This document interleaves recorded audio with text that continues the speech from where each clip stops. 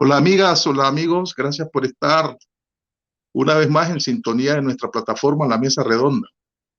Les saluda Sergio Marín Cornavaca. Gracias por estar, amigos, gracias por estar. Hoy vamos a conversar, hoy lunes 1 de noviembre, vamos a conversar con el abogado y economista Enrique Sáenz.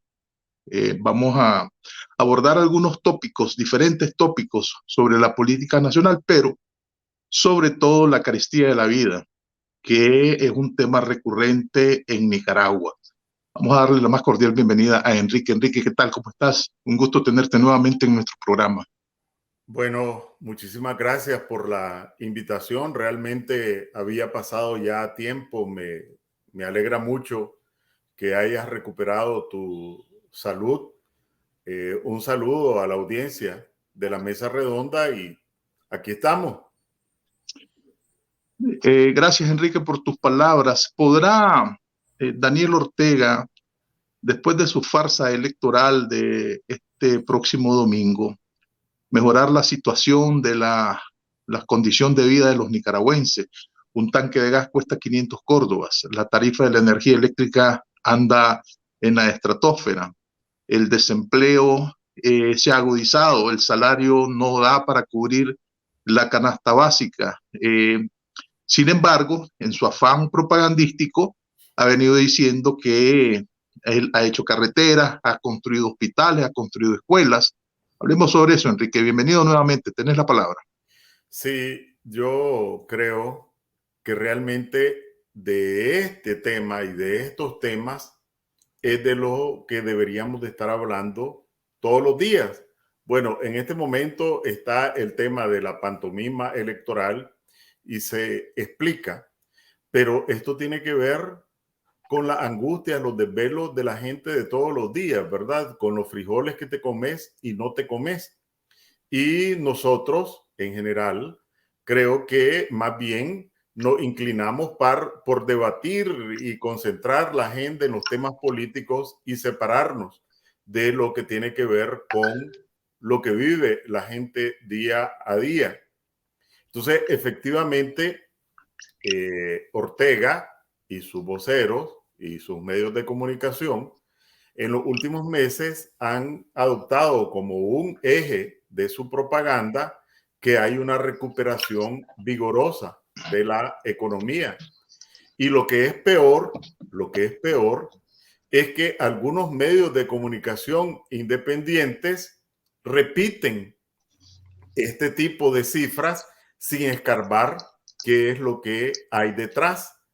Entonces, efectivamente, se dijo oficialmente que la economía de Nicaragua creció en 4% en el primer semestre y que todavía crecerá más en el semestre que estamos prácticamente ya terminando. Entonces, no se necesita ser economista, y esto se ve en los grandes datos internacionales. En el caso de Estados Unidos o cualquiera, el crecimiento económico va asociado a la generación de empleo. Porque ¿qué significa crecimiento económico? Que hay más producción o de carne o de leche o de queso. Y si hay más producción, pues necesitas contratar más gente para que pueda desarrollar esas actividades. Entonces aquí tenemos una patraña más de la dictadura y vamos a creerle a las cifras de Ortega, que esa es la otra cosa que yo me empeño en hacer, ¿verdad?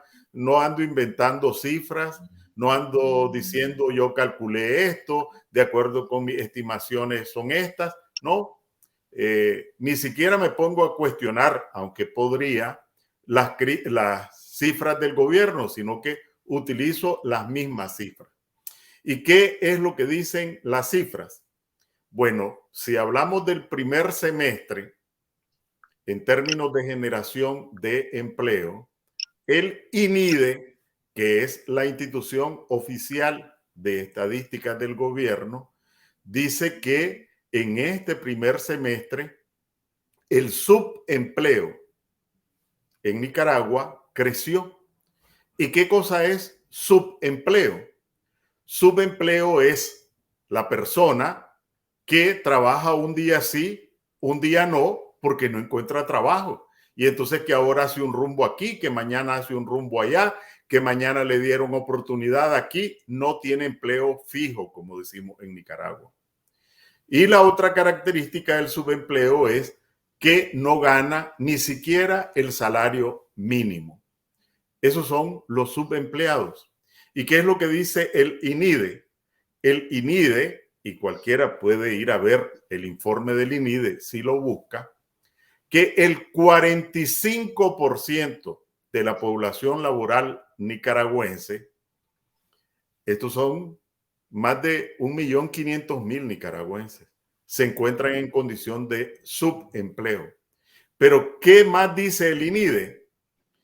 Que se elevó la cifra de subempleados. Es decir, creció la economía.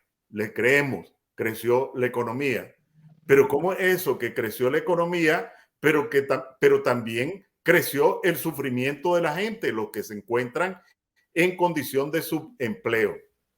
Pero también el INIDE dice lo siguiente, que además del subempleo existe el desempleo total. Este sí que no encuentra trabajo por ninguna parte y no tiene ningún ingreso. ¿Y qué dice el INIDE? Y de ahí que en el primer semestre también creció el desempleo. Y entonces, ¿cómo eso? Que crece la economía y vamos a creerle, pero también crece el sufrimiento de los desempleados porque hay que estar en el desempleo para saber lo que significa que, bueno, tu comida de la noche, la comida de tus niños del día siguiente está en pajaritos que andan volando ahí. Es decir, alguien que tiene subempleo o desempleo, alguien que padece de hambre. La persona y sus familias. Y según Ortega, o más bien los voceros de Ortega, en este primer semestre de economía vibrante aumentó el número de desempleados y subempleados. Lo dejamos allí y ahora vamos a la otra pregunta que vos decías. Esto es solo en términos de trabajo, de empleo. Lo otro es la carestía de la vida. ¿Qué es lo que dice también INIDE y esta vez también el Banco Central? Que la canasta básica, el precio de la canasta básica, aumentó en casi 800 córdobas en ese primer semestre. Después del primer semestre ha crecido más, pero vamos a referirnos al primer semestre. Entonces, ¿qué significa esto? Que la canasta básica, recordemos, es una elaboración del gobierno donde están un conjunto de productos que una persona, una familia más que una persona, necesita para sobrevivir. Es decir, alimentos donde hay frijoles, pollo, queso, tortilla y otros elementos básicos, ¿verdad? Como electricidad, agua, transporte, desodorante, jabón, etc. Pues bien, de acuerdo con el gobierno, la canasta básica creció en casi 800 córdobas al mes de junio, entre enero y junio. ¿Qué significa esto? Para que veamos dónde fallamos nosotros en términos de contrarrestar y desnudar la campaña, las campañas mentirosas del régimen y dónde ellos cabalgan. A principios del año se dijo y se hizo una laraca que se había ajustado el salario mínimo en 3%. Y entonces, bueno, el comandante presidente en su infinita bondad ajustó el salario mínimo en 3%. Entonces, tomemos un salario mínimo de una trabajadora de la zona franca, que el salario mínimo es 7,000 córdobas. ¿En cuánto se le ajustó ese 3%? 210 córdobas. Y de ahí, pero solo en lo que aumentó la canasta en el mes de enero se le comió ese ajuste. Después, en los meses sucesivos, hasta llegar a junio y pasar julio, etcétera, etcétera, lo que ha hecho es comer comprar menos frijoles, menos azúcar, menos queso, menos pollo cuando come pollo, ¿verdad? Entonces, eso significa el aumento de la canasta básica cuando no es acompañado de un ajuste en los salarios. El ajuste lo hace cada familia comiendo menos o comiendo salteado. Y el 19 de julio, Ortega, muy fachento, ¿verdad? Decretó que los trabajadores del Estado iban a recibir un ajuste, no aumento del 5%. Y la alaraca, otra vez, el presidente, el pueblo presidente, el comandante presidente, en su infinita bondad nos está beneficiando con este ajuste del 5%. Entonces, de acuerdo con la seguridad, el INS, la inmensa mayoría de los trabajadores que están afiliados ganan menos de 10,000 córdobas, pero para facilitar, vamos a poner un privilegiado que gane 10,000 córdobas. ¿Cuánto significó este ajuste? 500 córdobas. Y pero si la canasta básica aumentó en 800, más bien me sacaron la lengua, porque no me ajusta, ¿verdad? Esto hablando de la canasta básica y del empleo. Pero uno podría decir, vos podrías decirme, bueno, pero tal vez vos estás rezagado. Y me podrías decir, esos datos que vos tenés tal vez están a junio. Pero el gobierno habla de que en todo este segundo semestre también la economía va vibrante. Si me preguntara eso, te diría, pero fíjate, Sergio, que ayer me fui a ver los últimos datos que publicó el Banco Central. ¿Y qué ocurre con los datos que publicó el Banco Central? Solo voy a dar dos. Uno, que los salarios reales de los trabajadores que tienen la suerte de tener un empleo pleno porque están afiliados al INS, a todo lo largo de estos meses ha venido deteriorándose su poder de compra, el poder adquisitivo de su salario. Pero en septiembre fue el peor mes, el mes en el que más pronunciadamente se deterioró el salario de los trabajadores afiliados al INS. Pero no solo dice eso el Banco Central. Dice el Banco Central que en septiembre dejaron de estar afiliados al INS casi 3,000 trabajadores. ¿Qué significa esto? Si casi 3,000 trabajadores que estaban afiliados al INS perdieron su empleo, esas son 3,000 familias que van al quebranto, a la zozobra de no saber si van a comer mañana. 3,000. Estos que están en la economía formal. Pero la mayor parte de los trabajadores están en lo que se llama economía informal, están en peor condición. Entonces uno se pregunta, bueno, y de ahí, ese crecimiento económico que ustedes dicen, se los creo. Y de ahí, pero está botando gente a la calle y mandando a familias a morirse de hambre. Y ese crecimiento económico que ustedes tienen, y yo les creo, ¿verdad?, está mandando trabajadores al subempleo, y ese crecimiento económico además está generando hambre aún en los que tienen ingresos porque su salario no les alcanza. Entonces, que me expliquen quién se está quedando con la tajada del león si asumimos que ese crecimiento existe. Porque si ese crecimiento existe, es que está generando ingresos. Y si esos ingresos no se traducen en mejores salarios, en mayor trabajo formal, en empleo pleno, sino que más bien en subempleo y en desempleo, ¿quién se está llevando la tajada del león? Esa es una pregunta. Hay una contradicción en medio de todo esto, Enrique. Por ejemplo, las remesas han aumentado sustancialmente. Es decir, yo consulté a un economista bastante cercano, consultor del gobierno para algunos temas específicos, y me dijo que su proyección es de $1,800 millones al cierre de este año. Las reservas del Banco Central están en buenos términos. De tal manera que se ha preocupado Ortega por la macroeconomía, pero donde ha fallado ha sido en la microeconomía. No sé si compartís este criterio.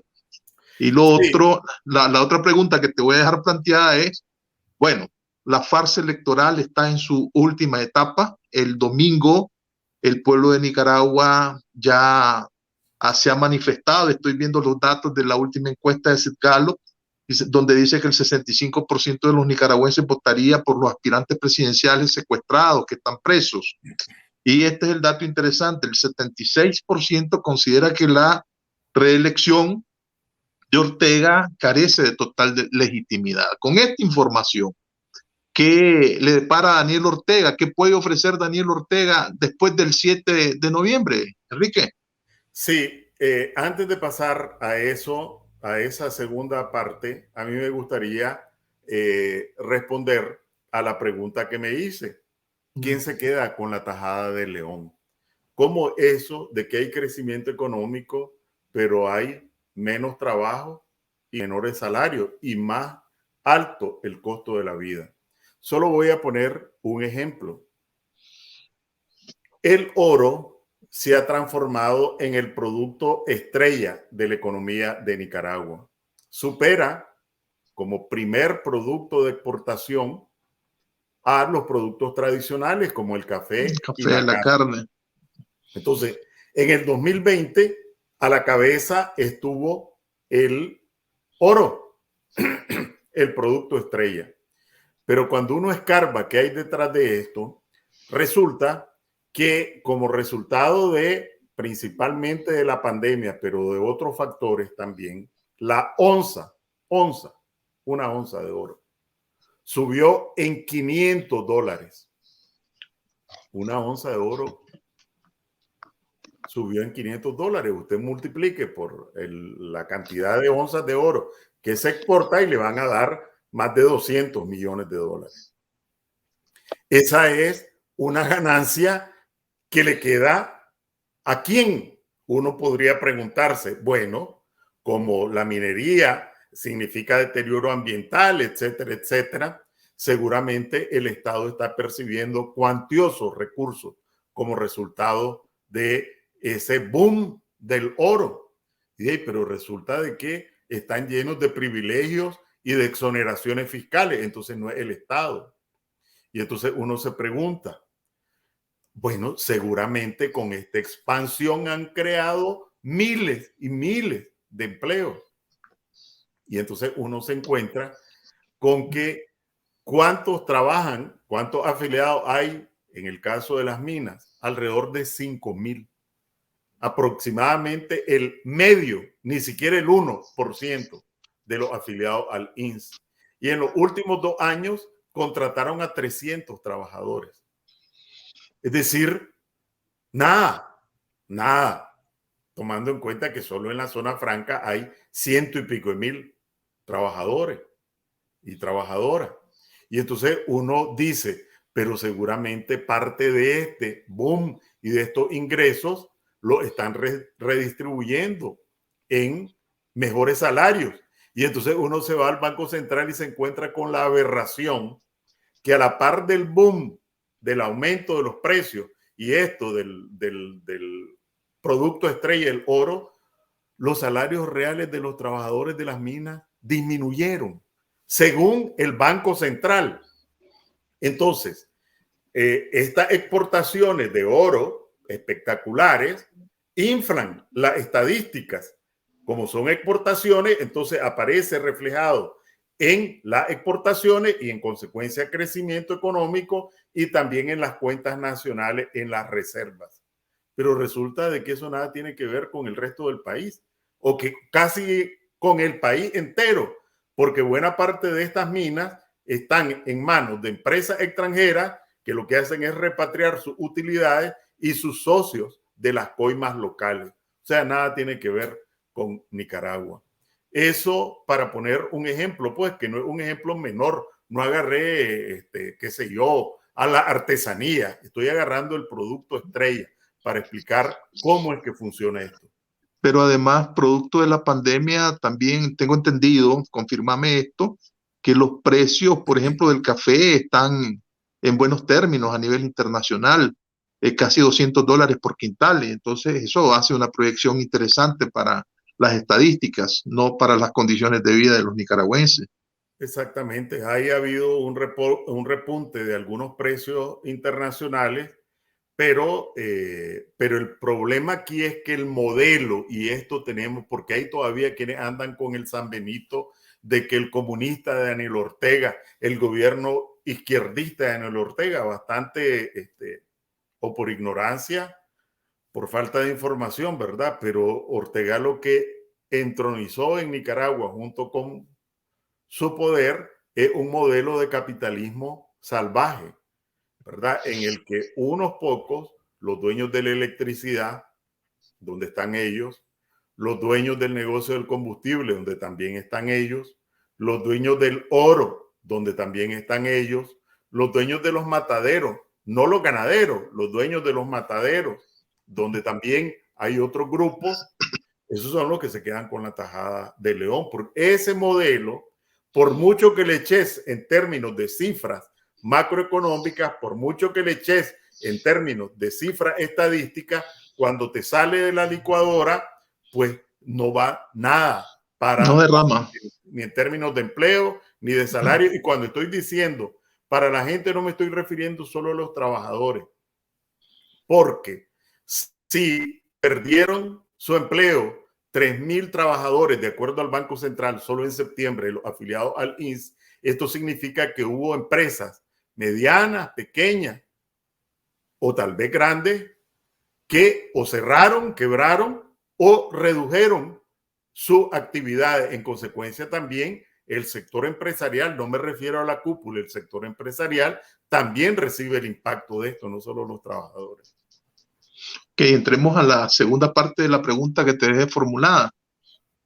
Sí, mira, nosotros en noviembre y en enero vamos a tener una pantomima, es la misma pantomima en 2 actos, ¿verdad? Como que si fuera una obra de teatro, y entonces tener un primer escenario y salen los actores, cierra el telón, sigue la misma obra y vuelve otra vez con un escenario relativamente distinto, pero es la misma obra que busca el mismo desenlace. Uno de los grandes problemas que me incluyo, aunque no pertenezca a ninguna organización política, es uno de los grandes problemas es no interpretar la realidad y no diseñar una estrategia frente a esa realidad. Y parte de esa realidad tiene que ver con la estrategia de Ortega. El 11 de enero de este año, Ortega, como cuando uno juega, en mi tiempo le decía uno pulo 8, ¿verdad? Cuando uno juega billar, que canta y le dice uno bola cantada, en cuál de los agujeros va a meter la bola de billar.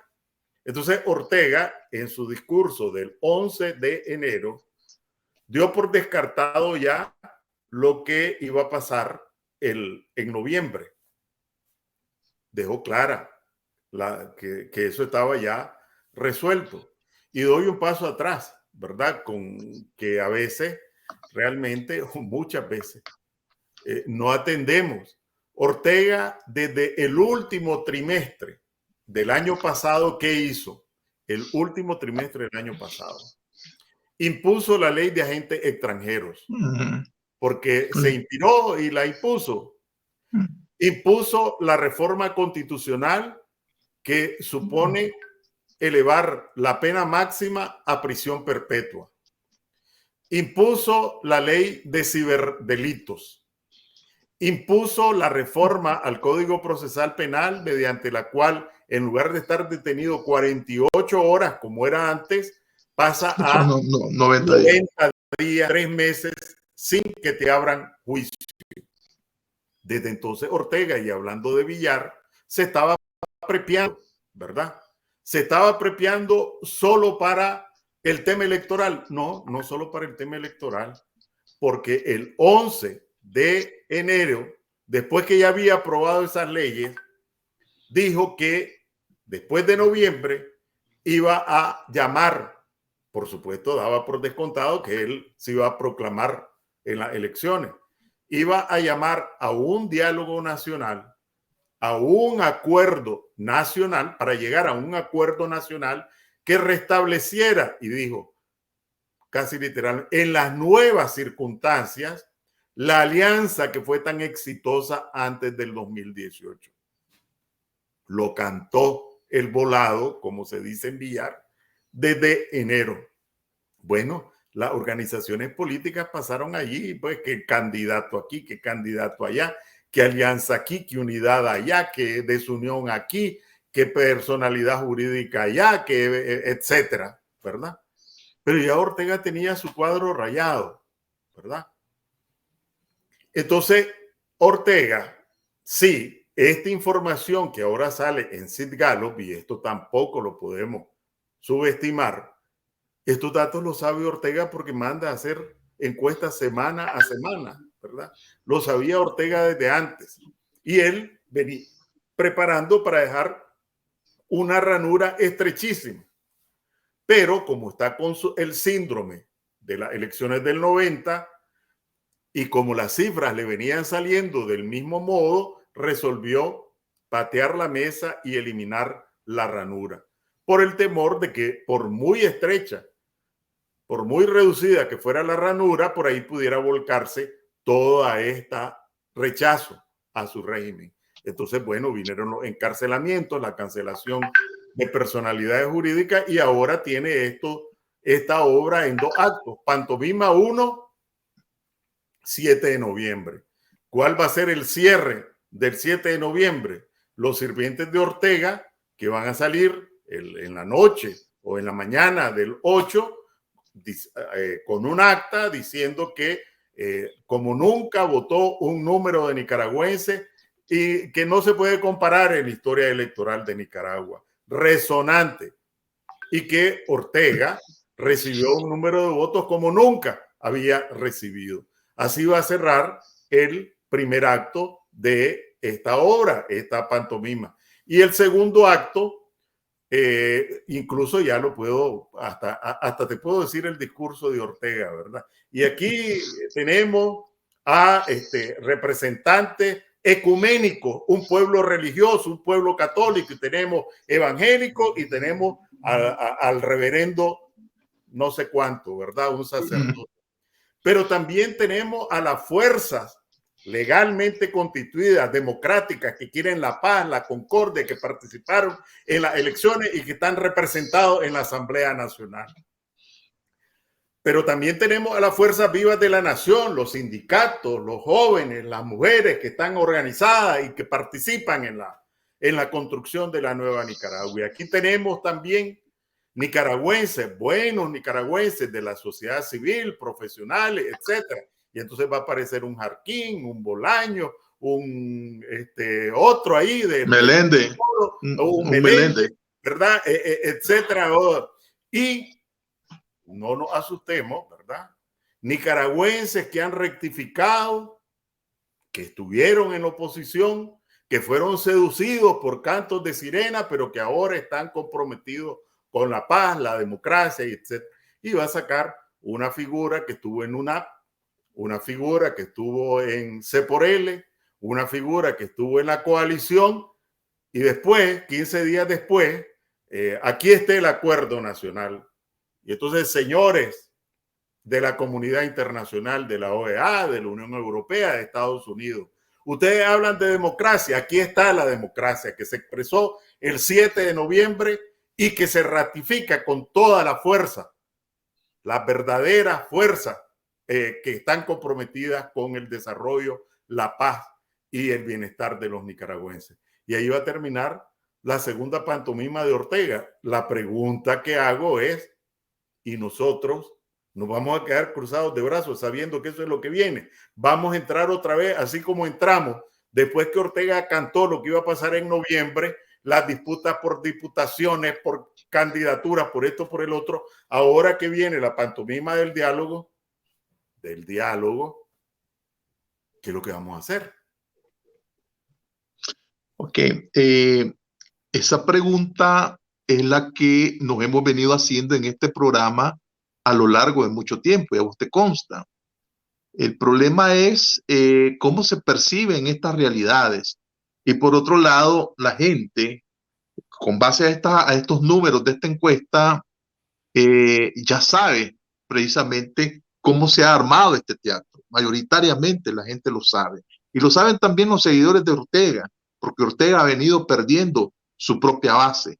Y saben que Ortega en esa pantomima no va a convencer a nadie, porque precisamente existen personas como vos que lo denuncian y que plantean el escenario tal y como Ortega quiere hacer su jugada, y están los colaboracionistas. Y hay que advertir también los cómplices, porque una cosa es colaborar con el régimen y otra cosa es ser cómplice de la masacre. A mí me dio mucha vergüenza escuchar hoy por la mañana en el Canal 10 el reprise de la entrevista que le hicieron a Alejandro Bolaños Davis. Y antes, lo, que, lo que manifestó en aras de la paz, ¿verdad? Con un discurso bastante subyacente en esta dirección que vos estás diciendo, el tema que abordó Agustín Jarquín Anaya. Ahí están ya los actores, ¿verdad? Que pueden sentarse a cumplir esta pantomima segunda. Ahora, cuando haces la pregunta, se la haces a los actores políticos. ¿A quiénes, Enrique? Bueno, en primer lugar, sabemos que buena parte de quienes estaban trabajando por afirmar liderazgos están encarcelados por Ortega. Ok. Pero, Bueno, pero una el pregunta. desafío, ¿Qué va a pasar con los encarcelados políticos? ¿Verdad? Va a dar muestras de magnanimidad del dictador y los va a sacar por lo menos a una parte, los que están más afectados desde el punto de vista de la salud. Se va a dejar a buen resguardo otras, ¿verdad? Para canjearlos como fichas de negociación. Porque ese escenario que estás planteando y que yo concuerdo perfectamente con él, Ortega no lo ha logrado vender. Pende sobre él una próxima asamblea que ya fue solicitada por el secretario general Almagro al presidente de la asamblea de la OEA, que es previa inclusive a la que está programada para el 10 de noviembre, es decir, posterior a las elecciones, las votaciones, a la pantomima de Ortega. Hay que esperar cuál va a ser la reacción de la Unión Europea. Formalmente hablando, hay que esperar la reacción de los Estados Unidos, de los congresistas que han estado ahí. Es decir, esto realmente se va a poner muy serio para el pueblo de Nicaragua. Ortega no va a lograr convencer, pues no, aunque él quisiera, el pueblo de Nicaragua ya no le cree, ya no le creen ni sus propias bases. Entonces, ¿qué vendrían? ¿Cuáles serían los escenarios posibles? Y bueno, voy a hacerte la pregunta. ¿Cómo verías vos que debería ser la actuación de los grupos opositores? ¿Hace falta una nueva organización política mucho más dinámica, mucho más clara y mucho más beligerante? ¿O hay que fortalecer las ya existentes? sí, bueno, hay varias preguntas. Hay varias Hay preguntas varias ahí. preguntas, ¿verdad? La primera es que Ortega se ha metido tanto en el pantano que ahora casi para donde agarre, él no sabe si es para hundirse más. Entonces encarceló prácticamente a la mayoría de los liderazgos políticos, sociales y también gremiales, Y ¿verdad? económico, sí. Buena parte de ellos no tenían ninguna legitimidad frente a la población, hay que decirlo, ¿verdad? Que una parte de ellos, pues había dudas, había incredulidad, etcétera. Bueno, Ortega lo está legitimando a todos. Lo que utilizó Ortega para castigar se está transformando en una incubadora de liderazgos. Sí. Todos y todas los que salgan allí salen investidos de autoridad política legítima y de autoridad moral legítima. Entonces Ortega, contradictoriamente pretendiendo sofocar en el corto plazo, lo que hizo fue crear una tanda de liderazgos que la sociedad nicaragüense no tenía. Entonces ahí tenés un primer dilema de Ortega. No los puede mantener encarcelados indefinidamente, pero tampoco los puede soltar de una vez, porque lo que haría, estoy hablando del dilema de él, no el nuestro. Nuestro reclamo es que están injustamente encarcelados precisamente para que sirvan de rehenes, pero se le transformó en un boomerang a Ortega. Ese es un primer dilema.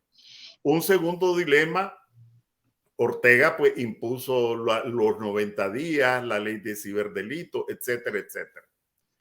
Entonces, eso significa, por así decirlo, una nueva normalidad, un nuevo marco represivo de cancelación de derechos y garantías.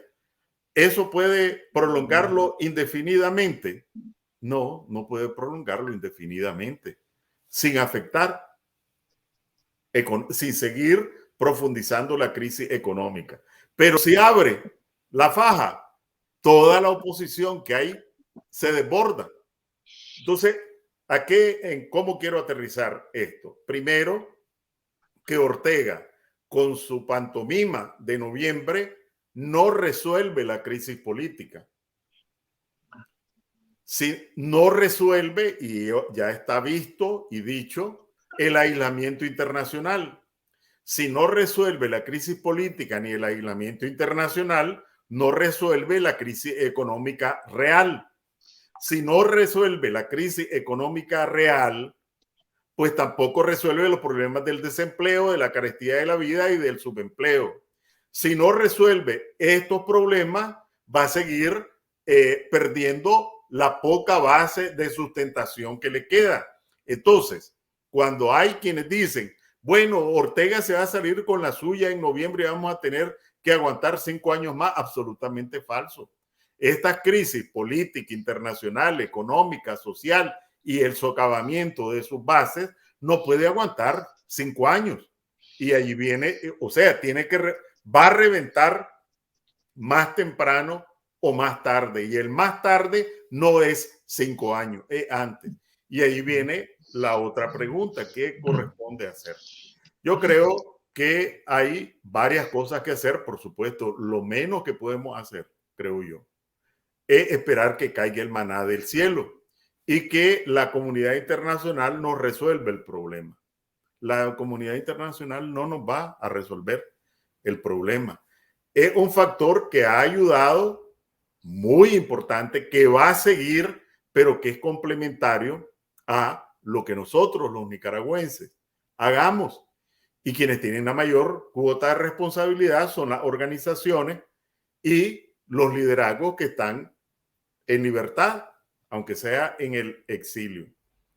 Entonces, para mí lo primero es tratar de dejar a un lado las diferencias por un momento, ¿verdad? Ortega aquí nos demostró una vez más, ya lo había demostrado en el 2018, que la contradicción era entre dictadura y democracia, pero se le olvidó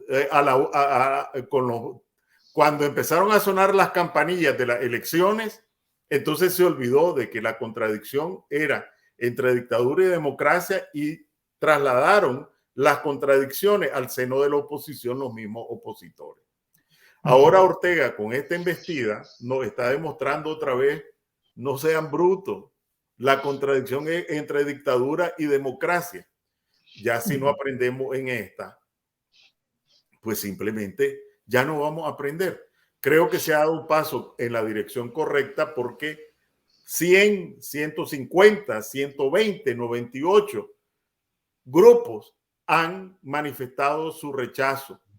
Unos como ranchera, otros como tango, otros como bolero, otros como merengue, el rechazo a la pantomima y a sus resultados, y también el llamado a la comunidad internacional que así se pronuncie. Ese ha sido un paso importante. Creo que hay distintos esfuerzos por aglutinar. Ayer hubo uno en Miami. Las grandes marchas que van a haber. Otro en San José. Hoy hay un acto en la Asamblea Legislativa de Costa Rica. Van a haber las marchas a nivel mundial, etcétera. Todo eso, afluentes tienen que desembocar en un solo caudal.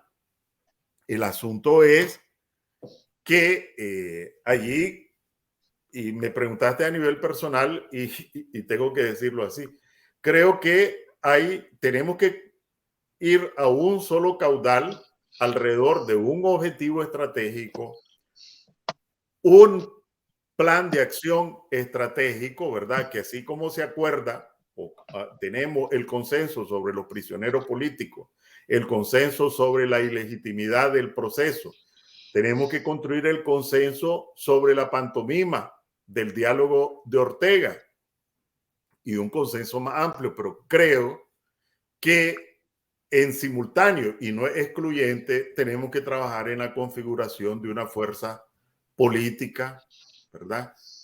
Llámese como se llame, coalición, alianza, movimiento, partido, lo que fuere, ¿verdad? Pero con vocación y con opción de poder, ¿verdad? Vos no podés enfrentar a una dictadura determinada a permanecer en el poder, cueste lo que cueste, si no tenés un instrumento que dispute ese poder. Y un instrumento que dispute ese poder significa un programa, significa vocación de poder, que querés desplazar a Ortega del poder, que tu objetivo no es participar en unas elecciones municipales, que tu objetivo no es participar en un diálogo, sino que tu objetivo es desplazar a Ortega del poder e iniciar un proceso de transición a la democracia. Y para eso, bueno, si tenés claro el objetivo y la ruta, pues el diálogo me sirve o no me sirve. No me sirve, lo pateo. Lo que me sirve es este diálogo y lo promuevo. ¿Las elecciones municipales me sirven o no me sirven? Me sirven. Me organizo y exijo estas condiciones. No hay, me salgo. No estoy diciendo que esa es exactamente, a lo que me refiero es que se requiere una conducción política que interprete, que analice, que defina y que tenga la suficiente credibilidad y despierte la suficiente confianza en la población como para que la población efectivamente crea que esa es la ruta. Y me parece que la otra clave, y con esto termino de la respuesta, si no hay conexión entre el discurso y la acción política y los quebrantos de la gente, los desvelos, la angustia, porque no tenés qué comer mañana, ni vos ni tus niños, pues difícilmente van a estar separados. Mi angustia, ¿cuál es la angustia de un pequeño empresario que llega el 31 y no tiene para la nómina y tiene que pagar la tarifa y tiene que pagar los proveedores y tiene que pagarle al banco? Pagar. ¿Cuál es la angustia de los 300,000 pensionados que tienen unas pensiones ridículas, pero que además cada día se achican más? Pues la pulpería es su problema. Y entonces el discurso político, porque esa es la política, los problemas de la gente, identificarte. Y no es que vos lo vas a resolver desde la oposición, sino que es parte de la lucha política para seguir golpeando al régimen en uno de sus flancos más débiles y seguir ganando confianza de la población. Entonces, los desafíos los resumo en dos frases: concertar las distintas agrupaciones opositoras a Ortega y conectar con la gente. Bueno, solamente me queda una pregunta más, si me lo permitís por el tiempo. Hablaste de una organización, ¿verdad? Que conecte con la gente y que unifique el discurso. ¿Esa organización es viable en los próximos 2 meses, por ejemplo? Por un lado. Y por otro lado, ya hay algunas organizaciones, te voy a citar, por ejemplo, la Unidad Nacional Azul y Blanco, que dice que rechaza estas elecciones, pero al mismo tiempo solicita a la comunidad internacional, ¿verdad?, nuevas elecciones. Sigue siendo la tesis correcta, la lucha por elecciones libres, justas y transparentes, con una reforma electoral importante, con una reforma electoral satisfactoria para todos los grupos que disputan el poder en Nicaragua. Bueno, Eso es lo que te dejo como sí, preguntas. no lo había mencionado y tu pregunta me da la oportunidad de referirme a este tema, ¿verdad? Aquí necesitamos un ejercicio de autocrítica y no es arrancarse la víscera, ¿verdad? A azotarse, a ponerse un silicio, etcétera, ¿verdad? Pero sí, yo creo que los liderazgos más sensatos, las organizaciones más maduras, tienen la obligación, y es una obligación no solo política, es obligación política, no solo moral, es obligación moral, sino que es una obligación de sobrevivencia. Revisar qué es lo que no hiciste bien. Y no es para buscar a los culpables, sino como dice la Biblia, al pecado, no al pecador. ¿Qué es lo que no hiciste bien? ¿Qué es lo que hiciste bien? ¿Qué es lo que no hiciste y debiste haber hecho? Porque si volvés por la misma ruta, por el mismo camino, vas a llegar al mismo destino. Entonces, creo que ese ejercicio es imperativo, ¿verdad? Es imperativo. Hay muchas cosas que, por ejemplo, no haber concertado una alianza política el primer año en el 2018, el segundo año en el 2019, el tercer año en el 2020, es ¿a quién se lo puedes atribuir? Puedes conseguir que en la última semana del plazo que dio Ortega se estaba pegando carreras para ver si había unidad. Esa misma ruta la vas a repetir o vas a reconocer que debiste haber trabajado en función de una alianza política con unas reglas del juego en lugar de estarte matando uno a otro. Eso tenés que decírtelo, porque ¿de qué sirve que plantees nuevas elecciones si los actores políticos van a repetir las mismas conductas? No sé si me estoy explicando, ¿verdad? Perfectamente. O, por ejemplo, ¿verdad? Que no se pudieron poner de acuerdo en respaldar unánimemente la resolución de la OEA de octubre del año pasado y tomarla como bandera única. Y entonces más bien iban unos con un discurso a la comunidad internacional, otros con otro. ¿Eso fue correcto? Si fue correcto, si no te haces la autocrítica, lo vas a volver a repetir. De hecho, ya fui testigo la semana pasada de una conducta semejante, ¿verdad? Que menos mal que la mayoría de los otros que estaban allí, pues pudieron disimular pues lo que fue una repetición nítida. Y yo me preguntaba, que no estaba ahí, bueno, si esta persona está haciendo esto, porque habíamos llegado antes de una interlocución muy importante, lo voy a decir, antes de una interlocución muy importante con la comunidad internacional, nos reunimos, ¿verdad?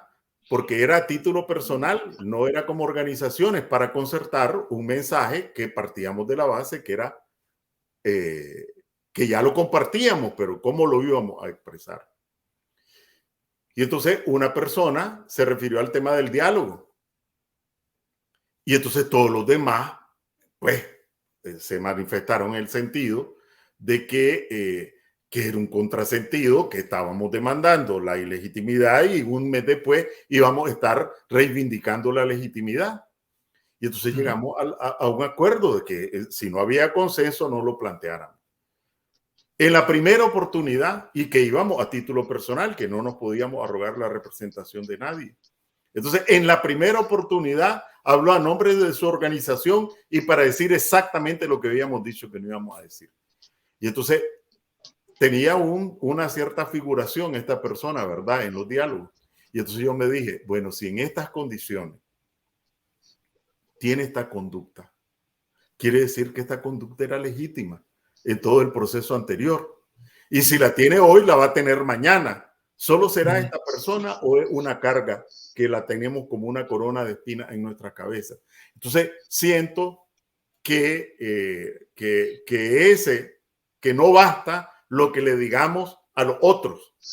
Es necesario, pero lo más fundamental es lo que digamos a nosotros y lo que hagamos con nosotros. Y si no hay esa esa autocrítica no va a haber rectificación y es, como repito, una responsabilidad política, una responsabilidad moral y también una condición de sobrevivencia, porque, bueno, Ortega ya mató, ahora tiene torturados, encarcelados, secuestrados, pero él tiene el dedo en el gatillo siempre, ¿verdad? Entonces la cuestión de la sobrevivencia no es una cuestión del pasado.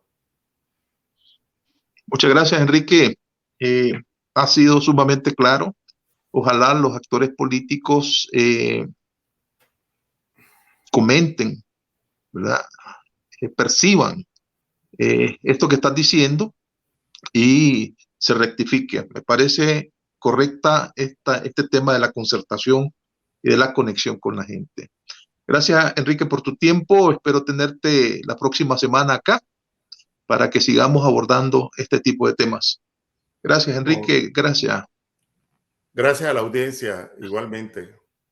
Gracias a ustedes, amigas y amigos, por haber estado en sintonía con nuestro programa. Les pido que para darle dura a la dictadura hay que compartir este tipo de mensajes que lleguen a los diversos grupos que están en resistencia dentro de Nicaragua y fuera de Nicaragua. Tengan ustedes el mejor de los días.